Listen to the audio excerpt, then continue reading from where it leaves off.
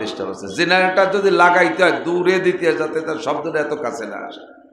আর generator না দিয়ে তো উপায় নেই, কারেন্টটা আজকে সারাদিন ভরে বিরক্ত করতেছে। এ দিতে হয় দূরে। এই শব্দের কারণে এই দুই শব্দের ভিতরে তাসাদুম হচ্ছে। একটা মাসালা শুনবো, শিখবো তো, আমল করবো তো ইনশাআল্লাহ। একটু আলেম হয়ে যায়, দুই চারটে মাসালার আলেম হয়ে যায়। আলেম আর জাহেল তো সমান হয় না। মাঝে মাঝে একামত শুনি, একামত দেয় আল্লাহু আকবার, আল্লাহু আকবার, আশহাদু আল্লা ইল্লাল্লাহ, আশহাদু আল্লা ইলাহা ইল্লাল্লাহ। কি যে কয়, জীবনেও কোনোদিন মস্ক করে নাই। আবার আজান একামত ওনারে না দিতে দিলি ভাবের আর অভাব নাই, গেঞ্জাম লাগাই নেবে। আমি এই মসজিদে 30 বছর ধরে আজান দিয়ে আসতেছি, আর আইসেই লাভ দিয়ে আজান দেওয়া শুরু হচ্ছে। 30 বছর কি আজান দিয়েছেন? আজান দিতে যে আল্লাহু আকবার কন, কি কয়? আল্লাহু আকবার। আকবার শব্দের অর্থ হলো চরম উশৃঙ্খল বেয়াদব। আল্লাহরে তো আল্লাহ কইলাম, সাথে আল্লাহর গুণ কইলাম আকবার, তার মানে আল্লাহ চরম উশৃঙ্খল বেয়াদব। জোরে কর নাউজুবিল্লাহ। আকবার হলো শয়তানের উপাধি। আকবার কি? শয়তানের উপাধি। ইবলিস আকবার আর আল্লাহু আকবার। কয়টা ভালো করে বলেন। আবার আল্লাহ কইতে যে আর এখানে টেনে দেয় আল্লাহু আকবার, আল্লাহু আকবার, আর এখানে টান দেয়। এতে আর একটা মাইর খাইছেন, শুনে নেন। কি খাইছেন মাইর? আল্লাহু আকবার মানে আমি স্বীকার করতেছি আল্লাহ সবচেয়ে বড়। যদি আরে টান দেন আল্লাহু আকবার, আল্লাহু আকবার, তখন তর্জমা হবে আপনি কেমন যেন কাহারো কাছে জিজ্ঞাসা করতেছেন আল্লাহ কি বড়? আমার তো তা মনে হয় না, মনে হয় যেন আর আব্বাই বড়। আল্লাহ যে সবচেয়ে বড় এ কথা কি জিজ্ঞাসা করার বিষয় নাকি স্বীকার করার বিষয়? জিজ্ঞাসা করার বিষয় না স্বীকার করার বিষয়? আল্লাহ সবচেয়ে বড়, এটা যদি শুদ্ধ করে আপনার না বলতে পারেন তাহলে ওইটা তর্জমা আসবে না। একটু মস্ক করি, আল্লাহু আকবার, আল্লাহু আকবার। আজানের সময় প্রথম দুই শব্দ এক এক নিঃশেষে আল্লাহু আকবার, আল্লাহু আকবার, আশহাদু আল্লা ইলাহা ইল্লাল্লাহ, এক এক নিঃশেষে এক একবার। আজানের সময় এক একবার করে আশহাদু আল্লাহ, 3 আলিফ, না পারলে কমপক্ষে 1 আলিফ, লা ইলাহা ইল্লাল্লাহ শুদ্ধ করে, আশহাদু আন্না আন্নার জায়গা গুন্না, মুহাম্মাদের জায়গা গুন্না, আশহাদু আন্না মুহাম্মাদার রাসূলুল্লাহ, এক এক নিঃশেষে এক একটা। হাইয়া আলাস সালাহ, হাই আলাস সালাহ, হাই আলাস সালাহ, একামত দেয়। হাই আলার ভালা, হাই আলার ভালা। আবার ইকামত দেওয়ার জন্য দাঁতে দাঁড় দিয়ে চলিয়ে আসে আজান দেওয়ার জন্য। আসসালাতু খায়রুম মিনান নাওম, এদিক তাকান। আসসালাতু খায়রুম মিনান নাওম। কোনদিন তো পড়িয়ে শেখে নাই, মস্ক করে শেখে নাই, এরার কাছে শুনছে, ভালো করে লক্ষ্য করে শোনে নাই। আপনার আসসালাতু খায়রুম মিনান নাওম শুনে নেন। আসসালাত মানে নামাজ, খয়ের মানে ভালো, মিন মানে থেকে, নাওম মানে ঘুম। আসসালাতু খায়রুম মিনান নাওম বলবেন? একবার বলি ফেলি।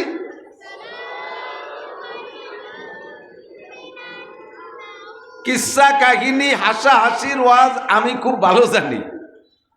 আজকে আইসে গেছে মাথায় যা এটি একটু মস্ক করেন।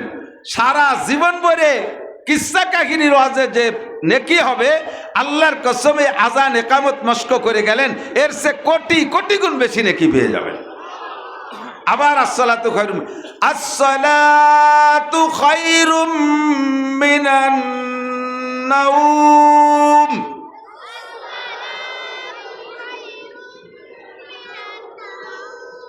নাওম মধ্যে লিন, কমপক্ষে 2 আলিফ টেনে দেবেন। আসসালাতু খায়রুম মিনান নাওম। একামতে যে কি কয়, ওই এক নিঃশেষে সব মারি দেয়, অথবা এক এক নিঃশেষে আল্লাহু আকবার, আল্লাহু আকবার, আল্লাহু আকবার, আল্লাহু আকবার, আশহাদু আল্লা ইলাহা ইল্লাল্লাহ, আশহাদু আল্লা ইলাহা ইল্লাল্লাহ, এই হাঁপানি বাটির একামতের দরকার নাই। এক নিঃশ্বাসে প্রথম তাকবীর 4টা, আল্লাহু আকবার, আল্লাহু আকবার, আল্লাহু আকবার, আল্লাহু আকবার।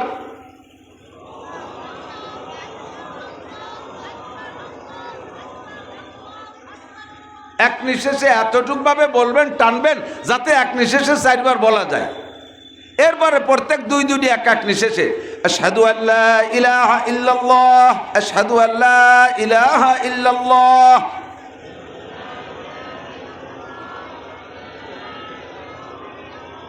একামত কেন পড়াই? গত রমজানে মাদ্রাসা তো বন্ধ থাকে, আমার মাদ্রাসায় ছাত্র নাই, বন্ধ, ছুটি।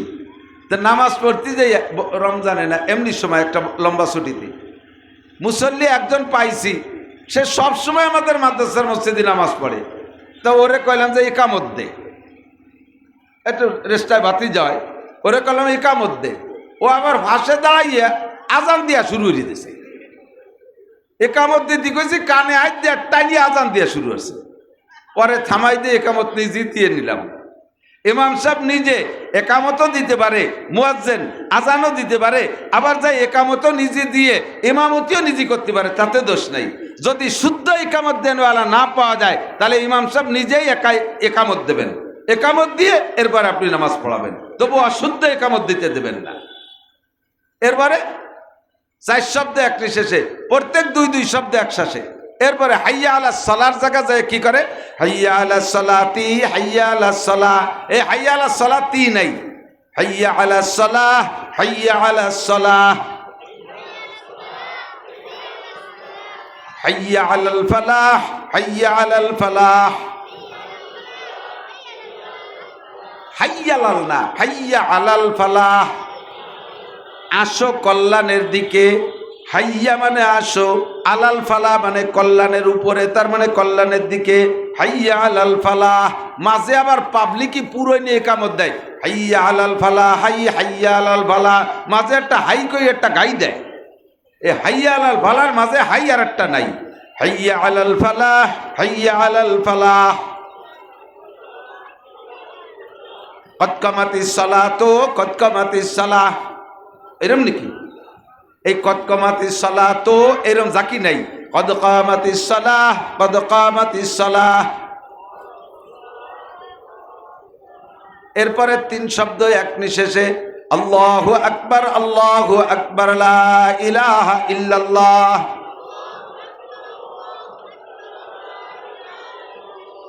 মনে হয় জিন্দেগিতে যত ওয়াজ করছি তার মধ্যে সেরা একটা ওয়াজ আজকে করলাম। এটা পারি না, সুযোগ হয় না। ওয়াজের মাঠ এই মস্কের মাঠ না। অনেক যুবকরা আইছে, তাদের মন চাহি কিছু কথা আছে যে আমরা আনন্দের কথা বলে থাকি, একটু শুনবো হুজুরির ওয়াজ শুনতে। আজকে তাপে আছে বাদে নাই। আজকে যেটা বাজছে তোমার জিন্দেগির সেরা ওয়াজ তুমি শিখে গেছো, শোনা, মন খারাপ করো না, বলি আলহামদুলিল্লাহ। এমন একটা মাসালা, যেই মাসালাটা না জানা থাকার কারণে আপনার লম্বা ভালো নামাজ নষ্ট হয়ে যাচ্ছে। যেমন এদিক থাকেন, আমরা নামাজ পড়তে যাইয়া 1 নম্বরে পবিত্রতার দিক যাইয়া, এদিকে দিক পবিত্রতা, পেশাব পায়খানার ডিলা ব্যবহার করা সুন্নাত। তবে পায়খানার ডিলার চাইতে পেশাবের ডিলা বেশি জরুরি পুরুষের জন্য। পেশাবে পুরুষ, এই এই ওয়াজের শ্রোতা কয়টা আইছে বইছে সামনে, সব জায়গার মাঠে যে খুদকুড়ো কয়টা আইছে সামনে বসে, ও শোনেও না বোঝেও না, আইসে সামনে এক কাতারে বসে যায়। সাতের আগে মসজিদেও নিয়ে যাবে না বাচ্চাদেরকে, সাতের আগে ওই পকেটে ওই যে ওয়াজ শুনতে আনবে না, ও শোনে না, ওর বাপরেও শুনতে দেয় না, খালি ওই রুবানিয়তি তালে দেয়। আল্লাহ, পুরুষরা পেশাবে ঢিলা ব্যবহার করা সুন্নাত। আমার হুজুর বলতেন এই সুন্নাতটা ফরজের মাথা খায়। যদিও সুন্নাত ফরজের মাথা খায়, তার মানে ফরজ নির্ভর করে সুন্নতের উপরে। পুরুষরা পেশাব করে হাঁটা দেওয়ার পরে পানি দিয়ে ধুয়ে হাঁটা দিয়েছেন, 1-2 ফুটা টপকানোর সম্ভাবনা থাকে।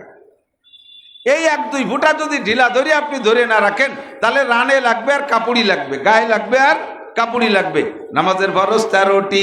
1 নম্বরে শরীর পাক, 2 নম্বরে কাপড় পাক, পেশাবে পুরুষে যদি ঢিলা ব্যবহার না কইরা শুধু জায়গার থেকে পানি দিয়ে ধুয়ে হাঁটা দেয়, হাঁটা দেওয়ার পরে 1-2 ফুটা যে টপকাইলো, এটা আপনার গায়ে লাগবে, কাপড়ি লাগবে। 13 ফরজের প্রথম 2টা ফজর ফরজ নষ্ট হবে। আপনি এরপরে যত সুন্দর করে নামাজ পড়েন, আল্লাহর কসম আপনার নামাজ হবে না। 13টা ফরজের একটা ফরজ নষ্ট হয়ে গেলেও নামাজ বাতিল। এই ফরজ তরক হইলে এটা সসিদা দিলি সারে না, ওয়াজিব তরক হইলে সসিদা দিলি সারে। আপনার ফরজ তরক হয়ে গেছে। ফরজ তরক মানে আমাদের দেশে খালি কাঁচা দিয়ারে ফরজ তরক কয়। ফরজ তরক মানে কি? যেই ফরজটা আপনার আদায় করার দরকার ছিল ওইটা বাদ পড়ে যার নাম ফরজ তরক। এবার আপনার 70 টাকা ফরজ, বলেন 70 টাকা। যুবকদের অনেকটাই দেখি, শুধু যুবক না, আধা বয়সীদেরকেও দেখি যারা জিন্সের প্যান্ট পরে আইত গেড়িয়ে। আধা বয়সীরা আমাকে দেখে আইত গেড়িয়ে কয় না, এই আইত গেড়িয়েরাও জিন্সের প্যান্ট পরে। গেঞ্জিটা আর প্যান্টটা দাঁড়াইলে মুখ সমান সমান দাঁড়ায়, যখন হাঁটে যখন তখন প্যান্ট আর গেঞ্জির মুখ সমান সমান। যখনই রুকুতি যায় তখন গেঞ্জিটা টান খাই এদিক চলে আসে, প্যান্টটা টান খাই ওদিক চলে যায়। সিজদায় গেলেও তার চেয়ে বেকায়দা, প্যান্ট এদিক চলে আসে এদিক চলে যায়, গেঞ্জিটা উপরে চলে আসে, পাশার দিক দিয়ে খানিক জায়গা বের হয়ে যায়। এরকম পাশা দেখছেন কি দেখেন নাই? কথা দেখছেন না? দুটি একটা ভাষা দেখছেন না? এরকম ভালো করে মনে রাখেন, পুরুষের 70 টাকা ফরজ, নাভির উপরে থেকে হাঁটুর নিচ পর্যন্ত, এইটুকু হলো মূল ফরজ। এই নাভির উপর মানে খালি নাভির দিক না, বরাবর এপাশ ওপাশ। সামনে দিয়ে ঢাকা আছে, পিছন দিয়ে বেরোয় গেছে। মাজার এই যে দেখেন এখানে হাড্ডি আছে না, এই হাড্ডি থাকবে নিচে, এই হাড্ডির উপরে থাকবে কাপড়। আপনি যখন রুকুতি গেছেন, সিজদায় গেছেন, প্যান্ট লুঙ্গি প্যান্ট গেঞ্জি টান খাইয়ে সরিয়ে যাইয়া পিছন যে সে খানিক বেরোয় গেছে। এই সেদিন এক জায়গায় মাহফিলে গেছি, যাই দেখি আমার মাগরিবের নামাজে সামনের কাতারে। প্রত্যেকবার রুকুতি আর সিজদায় আমার নামাজ হয়েছে কিনা তাই আমি চিন্তা হচ্ছে।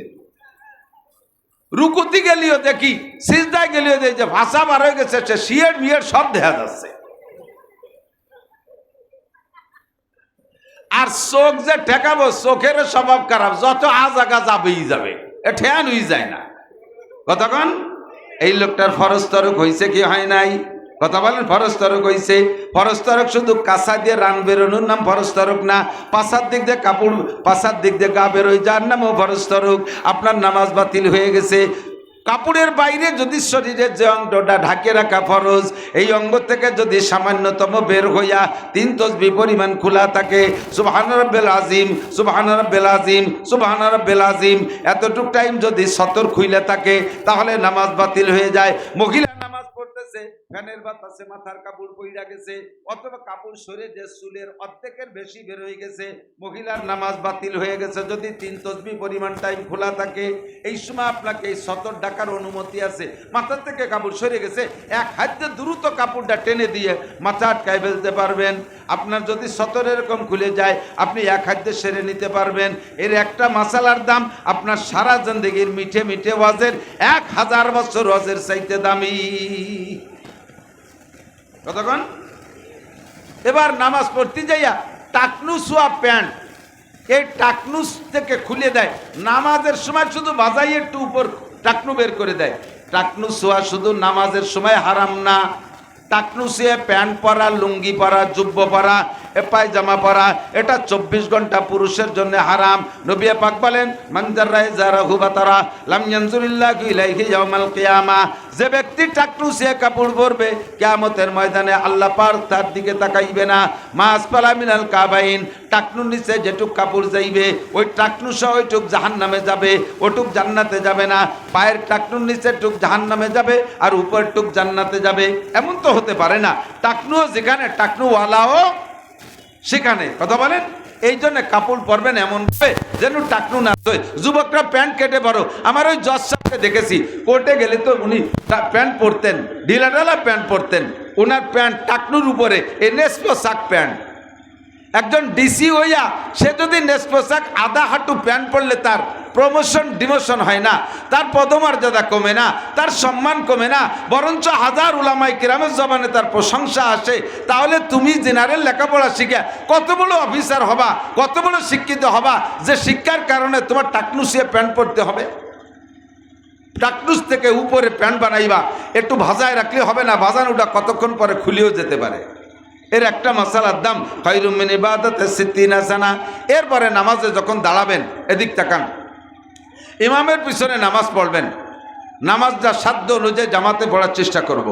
আমি বহুবার বলেছি, এ ওয়াজের মধ্যেও পাবেন ইউটিউবের ভিতরে, জামাতে নামাজ পড়ার জরুরি দুই কারণে। এক নম্বর হলো, এখানে যারা বসা আছেন 99% পাবলিক যারা মাদ্রাসায় পড়েন নাই, আপনাদের কোরআন শরীফ পড়া, সূরা কিরাত পড়া শুদ্ধ না। আপনি যত বড় গ্যারান্টি দিয়ে আসেন, আইসে আমারে শুনান, ধরা পড়ে যাবেন, পারবেন না। উস্তাদের কাছে আরবিতে হরফ হরফ মস্ক না করলে কোরআন শরীফ পড়া শুদ্ধ হয় না। আর নামাজ ভাঙ্গার কারণ 19টা। কয়টা? এই 19টার মধ্যে এক নম্বরটা কি জানেন? কিরাত অশুদ্ধ পড়া। অশুদ্ধ কিরাত পড়লে নামাজ বাতিল হয়ে যায়, পড়া নামাজ হবে না। এর একটা অ্যাকশন আপনাদের পর পড়তেছেন, আমার কথা খুব গুরুত্বের সাথে হচ্ছে না, আবার খেয়াল করেন। একটা লোক জীবনেও কোনোদিন নামাজ পড়ে না, কথা কি বোঝা যাচ্ছে? নামাজ পড়ে না যে লোকটা, এর এক ওয়াক্ত নামাজ না পড়ার কারণে তার জন্য যে পরিমাণ জাহান্নাম বরাদ্দ, আর আপনি নামাজ পড়ছেন অশুদ্ধ কিরাত দিয়ে, আপনার ওই একই পরিমাণ জাহান্নাম বরাদ্দ। বোঝেন নাই? আবার বোঝেন, যেই লোকটা জীবনেও নামাজ পড়ে না, তার প্রত্যেক এক ওয়াক্ত নামাজের কারণে 200 কোটি, আরো 30 কোটি, আরো 40 লক্ষ বছর জাহান্নাম বরাদ্দ। যে লোকটা নামাজ পড়ে নাই সেই পরিমাণ জাহান্নামে পড়বে, আর যে লোকটা অশুদ্ধ কিরাত দিয়ে নামাজ পড়ছে সেও একই টাইম জাহান্নামে পড়বে, কারণ তার নামাজ হয় নাই।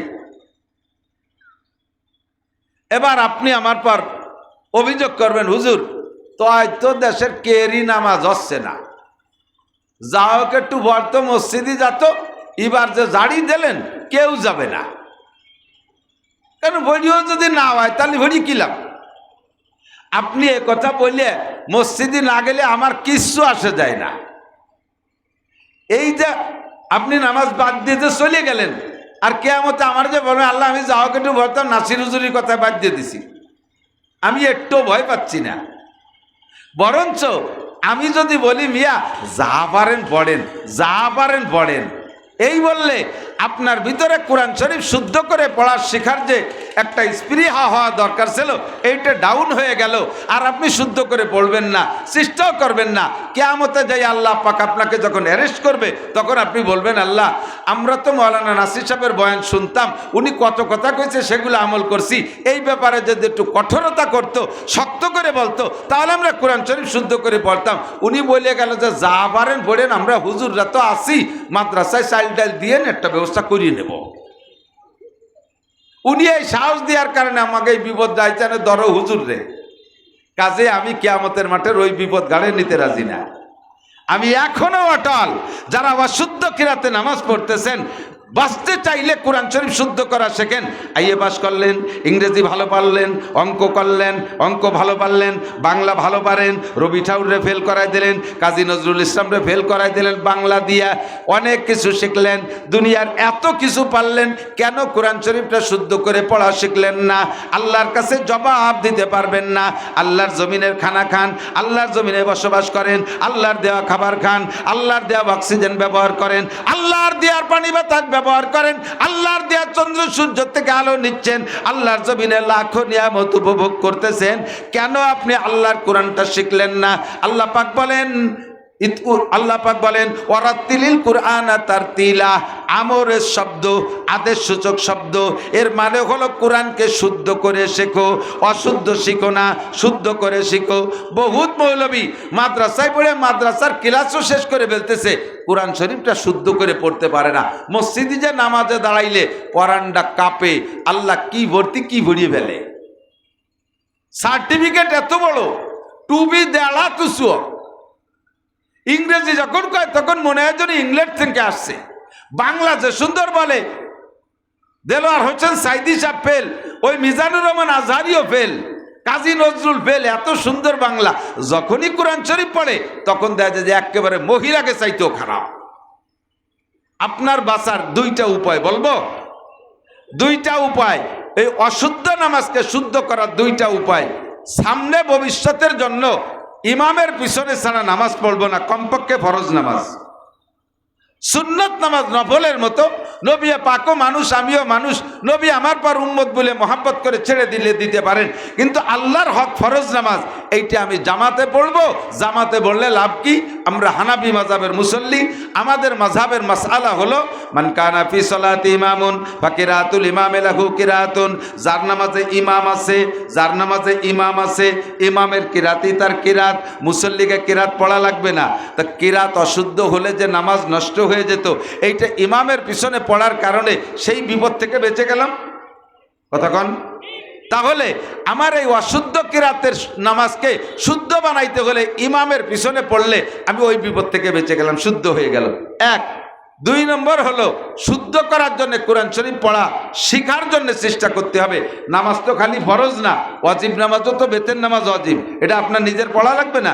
সুন্নত নামাজও সুন্নতে মুআক্কাদা, না পড়লে কবিরা গুনাহ, না পড়লে কবিরা গুনাহ। এই নামাজগুলোকে শুদ্ধ করার জন্যে এক্ষুনি প্রতিজ্ঞা করতে হবে। আগামীকালকে থেকে নিয়ে সমসপুর মাদ্রাসা স্থানীয় নিকটতম মসজিদের ইমাম সাহেবের সাথে যোগাযোগ কইরা আমি কাল সকাল থেকেই ইনশাআল্লাহ কায়দা কিনে আরবি পড়া শিখবো, শুদ্ধ করে কোরআন শরীফ পড়া শিখবো। আমি মাঝে মাঝে বাংলাদেশের সব জায়গা ঘুরি, বিভিন্ন মাদ্রাসায় এই বয়স্কদের কোরআন শরীফ শুদ্ধ করে পড়ানো শিখাইছে, তাদেরকে পাগড়ি দিছি। এবছরও কয়েক জায়গা দিছি। 70 বছরে বুড়োকালে মাদ্রাসায় ভর্তি হইয়া কোরআন শরীফ পড়া শিখছে। একজন মাস্টারিও করে, উনি কোরআন শরীফ পড়া শিখেছে। একজন কন্ট্রাক্টারি করে, তারপরে এসে মাদ্রাসায় ভর্তি হইয়া নিয়মতান্ত্রিকভাবে পড়ে কোরআন শরীফ পড়া শিখেছে। ওই লোকগুলো পারলো, আপনি কেন পারলেন না? এ বলে আলাদা একটা জবাব দেওয়া লাগবে কি লাগবে না? কথা বলেন। কাজেই আপনাকে এই জায়গা থেকে প্রতিজ্ঞা করতে হবে যে কাল সকাল থেকে আমি কায়দা কিনে ভর্তি হয়ে যাব। এরপরে এখান থেকে যাওয়ার পরে রাতে ফজরের আগে, কাল সকালের আগে যদি রাত্রে আল্লাহ না করুক আপনি মারাও যান, এই প্রতিজ্ঞা করছেন যে কালকে থেকে কোরআন শরীফ পড়া শিখবো, এর কারণে আল্লাহ তাআলা পিছনের সমস্ত ভুল নামাজ শুদ্ধ করে আমলনামা ভরে দিবে। এই দুইটি অপশন, কথা কি বোঝা গেছে? এখন যদি আপনি আবার গোপালগঞ্জে সালাহি একটু খাটায় দেন, যেহেতু তওবা করে সামনে সিদ্ধান্ত নিলে পিছনের ভুল নামাজ ঠিক হয়ে যায়, তাহলে আরো কিছুদিন যাক, পরে যাই একসময় কায়দা কিনবো। পড়া ছাড়াই একবারে বেঁচে গেলাম। আপনি আরো কিছুদিনের আগে কোন সময় মারা যাবেন এর কি কোনো জানা আছে? এর কোনো গ্যারান্টি আছে? এনি টাইম অ্যাক্সিডেন্ট হয়ে যেতে পারে। এই জন্য কোরআন শরীফটা শুদ্ধ করে পড়া শেখেন। মহিলাদেরকে পড়া শেখানোর ব্যবস্থা করেন। মহিলাদের শিক্ষার ব্যবস্থা, মহিলা মাদ্রাসা আছে, সেখান থেকে পড়ান। আর আপনারা বয়স্করা এখানে আসেন, হুজুরের কাছ থেকে টাইম বের করে নেন। হুজুর এলাকায় শুধু বাচ্চাদেরকে পড়াবে তা না, বড়দেরকেও রাতের বেলা 1 ঘন্টা মসজিদের মধ্যে পড়ান। বুড়োরা বয়স্করা কোরআন শরীফ পড়া শিখুক। এক মাসালা। 2 নম্বর মাসালা, নামাজ শুরু করার সময় 2-3টে মাসালার বড় সমস্যা হয়, এটা বলে তারপর অন্যদিক চলে যাব। এদিকে আসেন। নামাজ শুরু করার সময় তাকবীরে তাহরিমা মুখে বলা ফরজ। ফরজ নামাজ হোক, সুন্নত নামাজ হোক, ওয়াজিব নামাজ হোক, নফল নামাজ হোক, প্রত্যেক নামাজের প্রথম তাকবীর একে বলে তাকবীরে তাহরিমা, আল্লাহু আকবার। ইমামের পিছনেও যদি পড়েন, এই মুখে প্রথম তাকবীরটা বলা ফরজ। এটা কেন বলছি? আমার অভিজ্ঞতার আলোকে বলছি। বহু মানুষ আছে কানে হাত দেয়, মুখে আল্লাহু আকবার বলে না। উনরা কানে হাত দেওয়ার জরুরি মনে করে, মুখে আল্লাহু আকবার বলার যে ফরজ এটা জানেই না। মুখ বন্ধ রে, মুখ বন্ধ। কানে হাত দেওয়া ফরজ না, কানে উলো না দিলেও নামাজ হয়ে যাবে, কিন্তু মুখে প্রথমবার আল্লাহু আকবার বলা ফরজ। এই ফরজটা আদায় করার ভিতরে আবার আরেকটা মাসালা আছে, খেয়াল করেন। সেই মাসালাটা হলো ইমাম সাহেব আল্লাহু আকবার বলতে যে একটু টাইনিয়ে বলছে আল্লাহু আকবার, তা ইমাম যে আল্লাহ কয়ে লম্বাটা টান দিছে, আপনি শটে মারিয়ে দিয়েছেন। ইমাম আল্লাহ করে আহুরি রইছে, আর আপনি আর ফাঁকে আল্লাহু আকবার। এ জায়গা বোঝেন, ইমামের আল্লাহু আকবারের র শেষ হওয়ার আগে যদি আপনার আল্লাহু আকবারের র শেষ হয়ে যায়, ইমামের পিছনে ইক্তেদা সহি হয় নাই, ইক্তেদা সহি হয় নাই, তো ইক্তের নামাজ বাতিল। ইমাম সাহেব সালাম ফিরেতে যাইয়া আসসালামু আলাইকুম ওয়া রাহমাতুল্লাহ, একটু টাইনি কইছে, আর আপনি শর্টে মারি দিয়েছেন আসসালামু আলাইকুম রহমতুল্লাহ, ইমামের আগে হয়ে গেছে আপনার। এটা নামাজ ফাসেদের কারণ। এর এক একটা মাসালার দাম 60,000 বছর নফল ইবাদতের চাইতে বেশি, বলেন সুবহানাল্লাহ।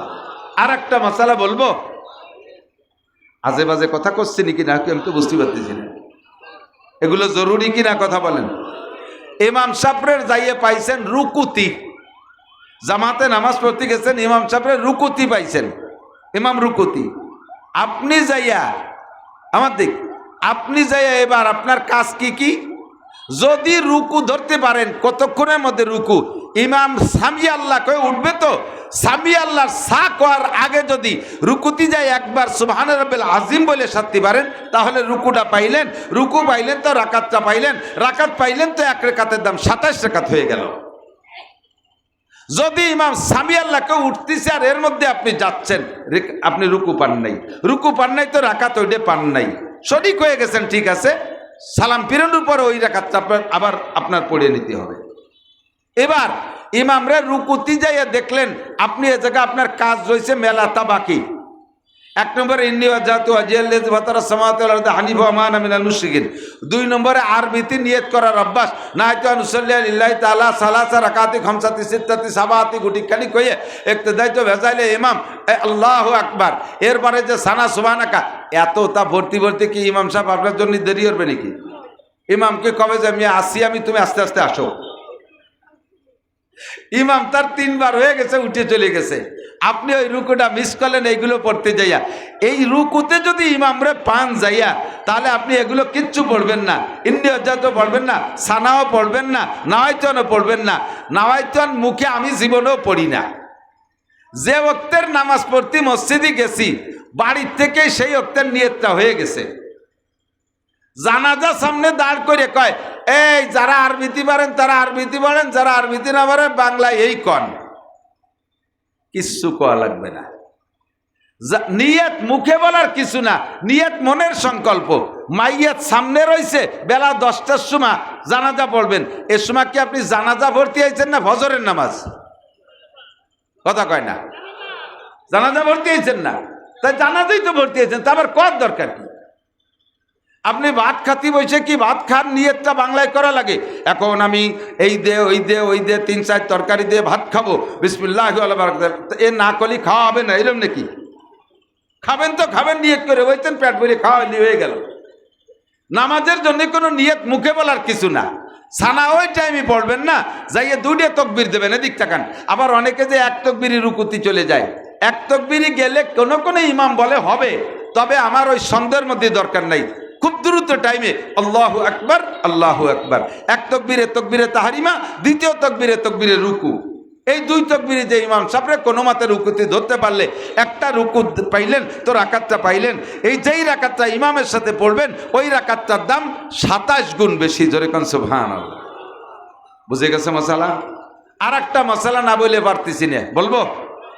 আত্তাহিয়াতুতে বসলে 3 রাকাত বা 4 রাকাত নামাজে দুনিয়া বৈঠক না, তো